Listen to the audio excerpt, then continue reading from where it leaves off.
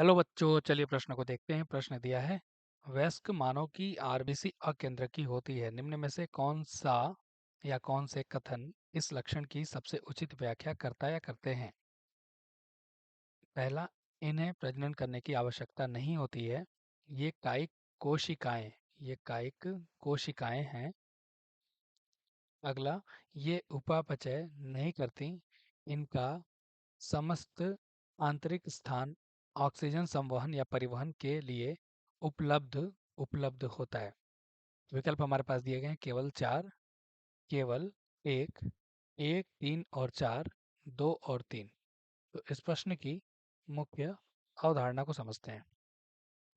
मुख्य अवधारणा ये जो है, यह आरबीसी से संबंधित है। आरबीसी, अगर इसके बारे में बात करें तो इसे हम लाल रक्त कोशिका या कणिका के नाम से जानते हैं, जो कि अकेंद्रकीय होती है। अकेंद्रकीय होती है और जिसका जीवन काल 120 दिन का होता है। और रक्त कोशिकाओं के बारे में बात करें तो सबसे छोटी रक्त कोशिका होती है यह हमारी आरबीसी।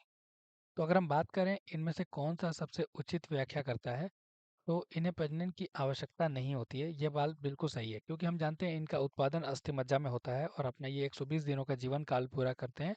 उसके बाद फिर यह प्लीहा में चले जाते हैं। ये कायिक कोशिकाएं होती हैं, तो यह गलत उत्तर है। ये उपापचय नहीं करती हैं, तो ये सही है, क्योंकि हमसे व्याख्या पूछा गया है। यह कायिक कोशिकाएं हैं और यह अकेंद्रकीय होती हैं। इससे इसका कोई तात्पर्य यहाँ पर नहीं होता है।